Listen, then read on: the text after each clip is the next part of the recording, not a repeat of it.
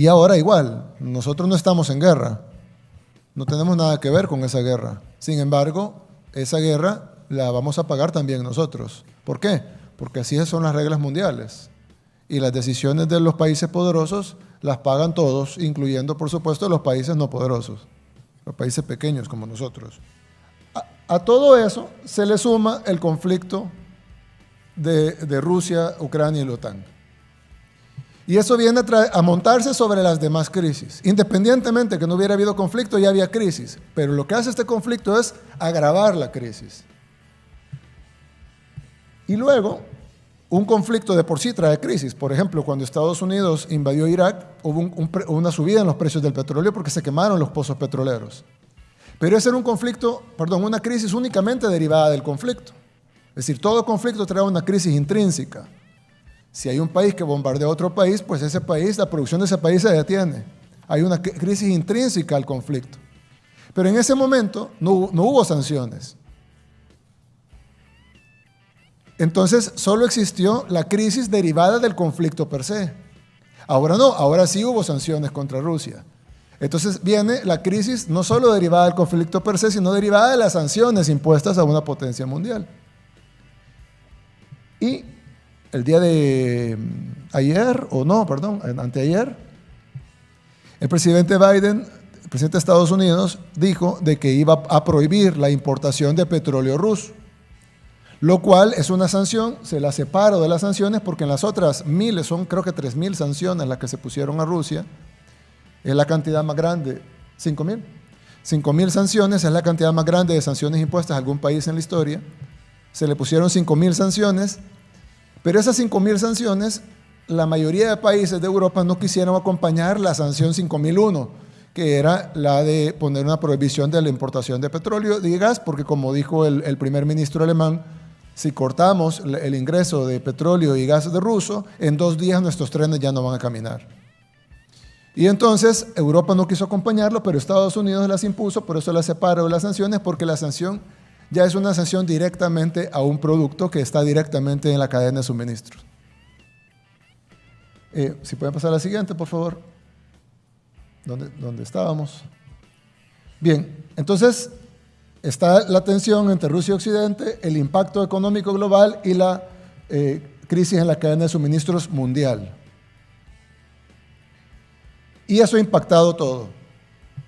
Ha impactado el petróleo directamente, el precio del petróleo, ustedes lo han visto, incluso llegó a topar los $140, aunque inmediatamente bajó, no podía mantenerse, no es tan fácil que se mantenga en el mercado en $140 cuando antes estábamos escandalizados porque había llegado a 70. Eso está impactando el precio de la energía por razones obvias. Mucha de la energía se produce con petróleo, la que no se produce con petróleo, mucha de ella se produce con gas natural, que es un hidrocarburo, es un primo del petróleo. Ha impactado también el precio del gas propano. La gente que no sabe que el gas propano se llama GLP. El GLP significa gas licuado de petróleo, es decir, es básicamente un derivado del petróleo. Y ha impactado el precio de los fertilizantes, que básicamente lo que hace eso es impactar el precio de la mayoría de alimentos, por lo menos todos los que son sembrados, y no solo los sembrados, sino también los de los animales que consumen el alimento sembrado.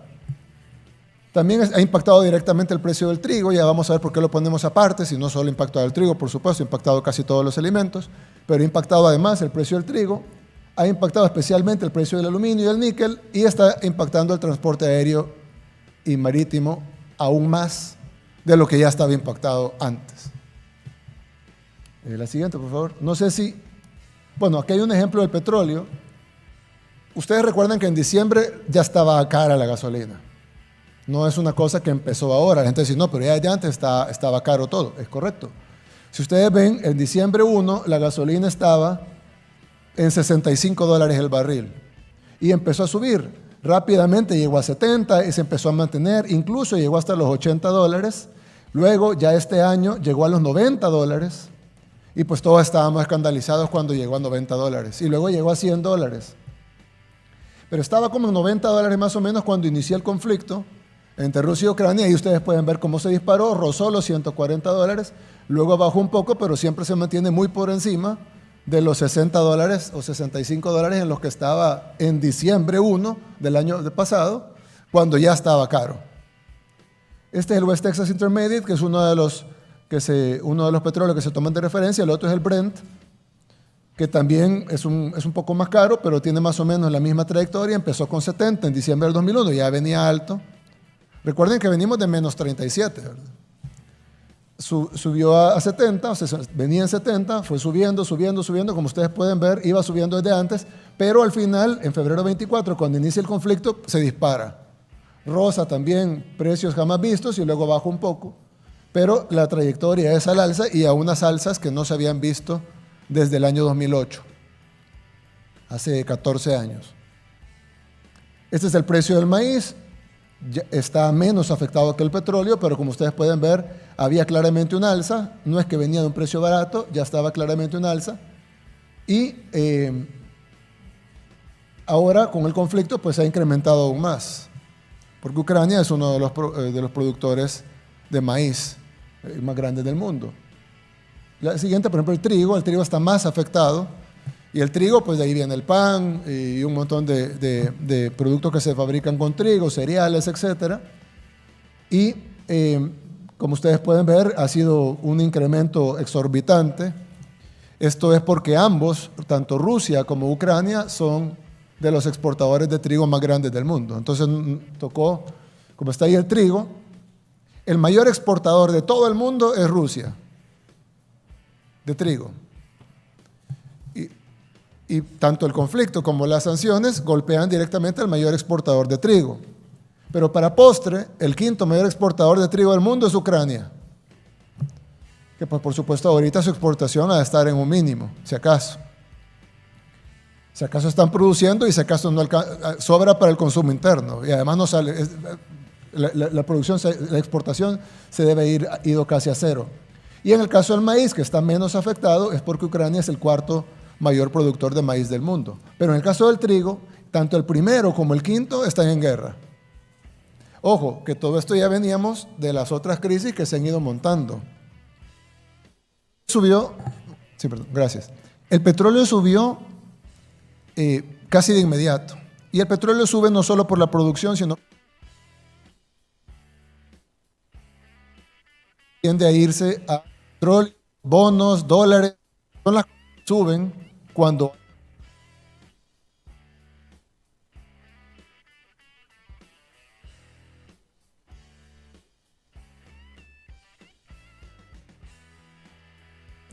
perdón, gracias.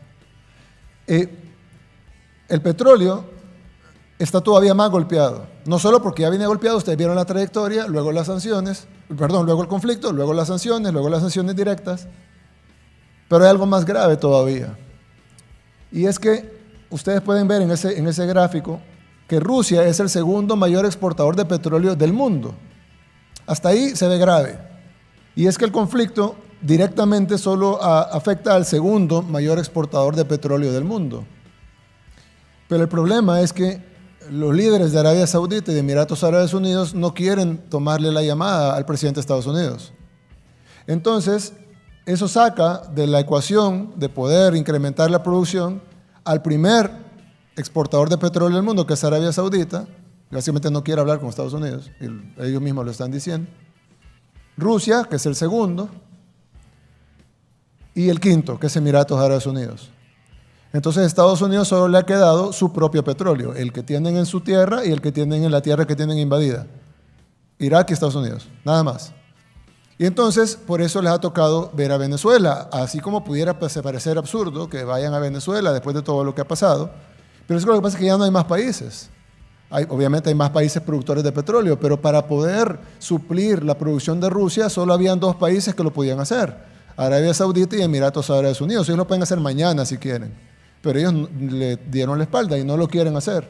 Entonces, no pueden subir la producción de Irak más, y por algún motivo no suben la producción interna de Estados Unidos, entonces ha tocado ir a Venezuela. ¿Por qué resalto lo de Venezuela? Primero, para que se entienda la magnitud de la crisis, pero segundo, porque si Estados Unidos ha tenido que ir a Venezuela, imagínense nosotros.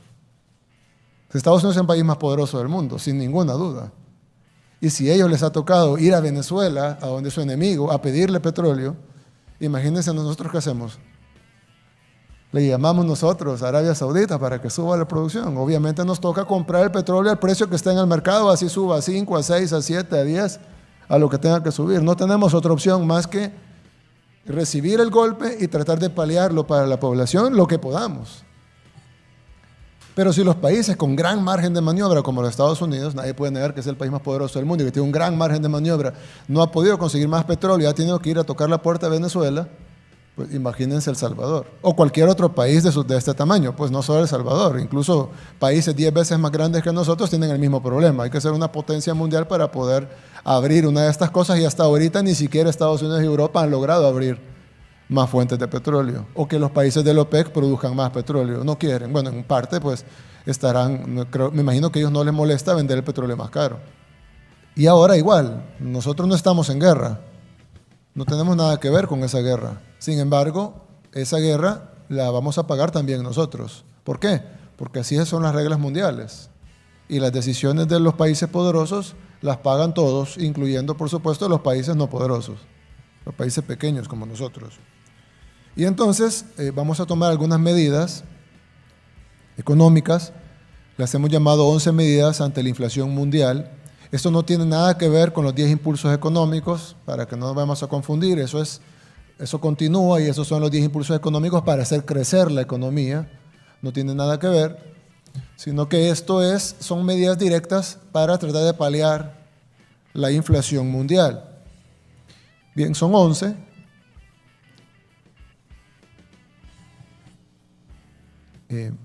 Son 11 medidas. La primera, vamos a suspender inicialmente por 3 meses, digo inicialmente porque esperamos que se estabilice por lo menos la guerra entre Rusia y Ucrania en 3 meses, pero si no, pues tenemos que tomar otras medidas. Pero la primera medida es la suspensión por 3 meses del impuesto del Fondo de Estabilización para el Fomento Económico, lo que el FEFE, lo que mucha gente coloquialmente llama el impuesto de guerra. El impuesto de guerra pues se puso para financiar la guerra.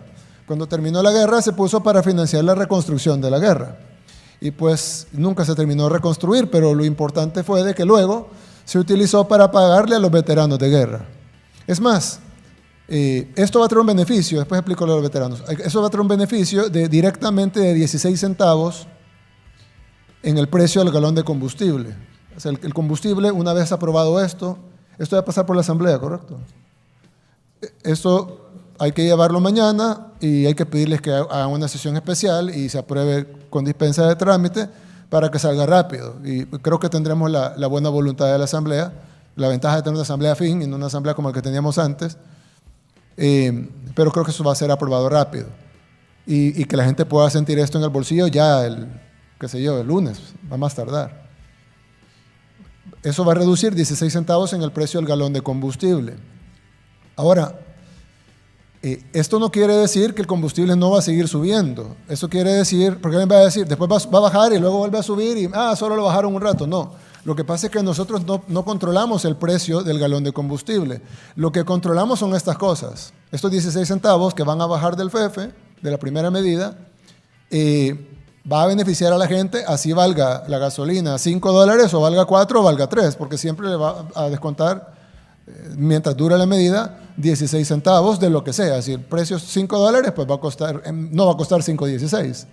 Y si el precio es $4, pues no va a costar 4.16. Y ya cuando baje, pues veremos si podemos quitar la medida. ¿Por qué la medida le cuesta al Estado? No solo es por la recaudación, que alguien puede decir, bueno, la recaudación. El problema es que este impuesto recauda aproximadamente $3.84 millones por mes.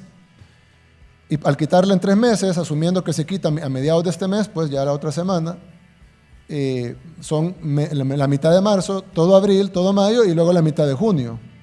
Y eso se acumula en $11.5 millones que el Estado deja de percibir en estos 3 meses. Si hay que renovarlo, nos costaría otros $15 millones. Pero eso dependerá de la evolución de la crisis mundial.